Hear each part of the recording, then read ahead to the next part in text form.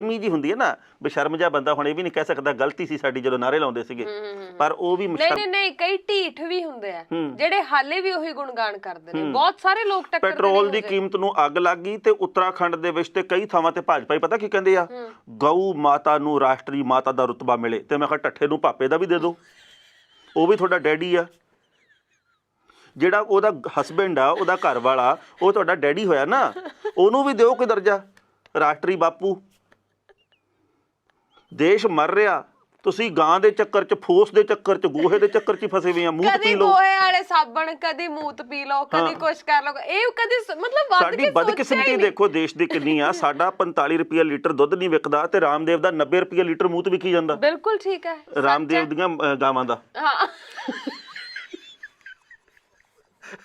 ਇਸ ਕਰਕੇ ਨਾ ਸਾਡਾ ਦੇਸ਼ ਆ ਜਿਹੜਾ ਉਹ ਗਲਤ ਦਿਸ਼ਾ ਦੇ ਵੱਲ ਜਾ ਰਿਹਾ। ਵਾਕਾਂ ਦੀ ਬਣਤਰ ਜਿਹੜੀ ਨਾ ਸਹੀ ਹੋਣੀ ਚਾਹੀਦੀ ਹੈ, ਵਾਕ ਬਹੁਤ ਗਲਤ ਬਣ ਜਾਂਦੇ ਨੇ। ਬਿਲਕੁਲ, ਇਸ ਕਰਕੇ ਜਿਹੜੇ ਮੋਦੀ ਸਾਹਿਬ ਬਿਨਾਂ ਕਿਸੇ ਗੱਲ ਤੋਂ ਵੀ 95 ਮਿੰਟ ਬੋਲ ਜਾਂਦੇ ਆ ਪੈਟਰੋਲ ਦੀ ਕੀਮਤ ਤੇ ਭੋਰਾ ਨਹੀਂ ਬੋਲਦੇ। ਨਹੀਂ, ਪਰ ਗੱਲ ਇਹ ਹੈ ਨਾ ਵੀ ਮੈਂ ਤਾਂ ਕਹਿੰਦੀ ਆ ਥੋੜਾ ਜਿਹਾ ਲੋਕਾਂ ਨੂੰ ਨਾ ਸਿਰ ਤੋਂ ਕੰਮ ਲੈਣ ਦੀ ਲੋੜ ਹੈ। ਜਦ ਤੱਕ ਇੱਕ ਬੀਜੇਪੀ ਦਾ ਕੇਂਦਰੀ ਮੰਤਰੀ ਆ, ਉਹਦਾ ਮੈਂ ਕੀ ਨਾਂ ਲਵਾਂ, ਹੈ ਝੁੱਡੂ ਜਾਈ, ਉਹਨੇ ਹੋਰ ਹੀ ਗੱਲ ਕਹਿਤੀ। ਕਹਿੰਦਾ ਦੇਸ਼ ਨੂੰ ਆਰਥਿਕ ਤੌਰ ਦੇ ਉੱਤੇ ਮਜ਼ਬੂਤ ਕਰਨ ਦੇ ਲਈ ਲੋਕਾਂ ਨੂੰ ਥੋੜੀ ਜਿਹੀ ਕੁਰਬਾਨੀ ਦੇਣੀ ਚਾਹੀਦੀ ਹੈ ਤੇ ਆਪਾਂ ਥੋੜੀ ਦੇ ਦਿੰਦੇ ਆ। ਨਹੀਂ, ਕੁਰਬਾਨੀ ਨੂੰ ਲੋਕ ਹੁਣ ਲਿਟ ਕੇ ਸੜਕਾਂ ਤੇ ਜਾਇਆ ਕਰ। ਲੋਕ ਕੀ ਕਰਦੇ, ਦੇਖੋ ਕਿੱਡੇ ਬੇਸ਼ਰਮ ਲੋਕ ਆ ਇਹ, ਕੁਝ ਹੋਰ ਹੀ ਸੁਣਾਈ ਜਾਂਦੇ ਆ।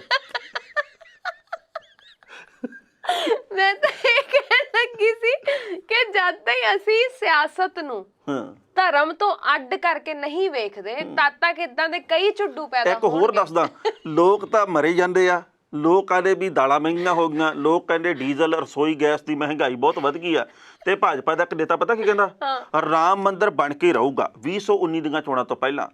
ਵੀ ਜਿਹੜੇ ਪਹਿਲਾਂ ਮੰਦਿਰ ਬਣੇ ਆ, ਜਿਹੜੇ ਪਹਿਲਾਂ ਗੁਰਦੁਆਰੇ ਬਣੇ ਆ, ਮਸਜਿਦਾਂ ਬਣੀਆਂ, ਉਹਨਾਂ ਦੇ ਮੁਤਾਬਕ ਤਾਂ ਆਪਾਂ ਜ਼ਿੰਦਗੀ ਬਸਰ ਕਰ ਲਈ। ਹੁਣ ਇੱਕ ਹੀ ਚੀਜ਼ ਰਹਿ ਗਈ ਜ਼ਿੰਦਗੀ 'ਚ, ਹੋਰ ਕੋਈ ਦੁੱਖ ਉਹ ਕੋਈ ਸੰਗ ਖਾਓ ਯਾਰ, ਮਨੁੱਖ ਹੋਣ ਦਾ ਫਰਜ਼ ਹੀ ਅਦਾ ਕਰ ਲਓ। ਪਤਾ ਨਹੀਂ, ਮੈਨੂੰ ਤਾਂ ਸੱਚੀ ਐ ਲੱਗਣ ਲੱਗ ਪਏ ਵੀ ਜਿੰਨੇ ਭਾਜਪਾ ਹੀ ਬੇਇੱਜ਼ਤੀ ਪ੍ਰੂਫ ਆ ਨਾ, ਕੋਈ ਨਹੀਂ ਹੈਗਾ, ਅਸਰ ਹੀ ਹੈ ਨਹੀਂ। ਲੋਕੀ ਲਾਹਨਤਾਂ ਪਾਉਂਦੇ ਨੇ, ਮੀਡੀਆ ਲਾਹਨਤਾਂ ਪਾਉਂਦਾ ਹੈ ਹਨਾ, ਲੋਕ ਗੱਲਾਂ ਕਰ ਰਹੇ ਨੇ। ਲੋਕ ਨਾ ਖੁੱਲ ਕੇ ਲਾਹਨਤ ਵੀ ਨਹੀਂ ਪਾ ਸਕਦੇ, ਕਹਿ ਦਿੰਦੇ ਪਾਕਿਸਤਾਨ ਦੇ ਬੰਦੇ ਆ, ਇਹਨਾਂ ਨੂੰ ਉਧਰ ਭੇਜ ਦਿਓ। ਵਿਦੇਸ਼ੀ ਵਿਰੋਧੀ ਤਾਕਤਾਂ ਦਾ ਹੱਥ ਹੈ, ਐਵੇਂ ISI ਦੇ ਏਜੰਟ ਰਜਾਈ 'ਚ ਬੈਠੇ ਬਣਾਈ ਜਾਣਗੇ ਕਿਸੇ ਨਾ ਕਿਸੇ ਨੂੰ।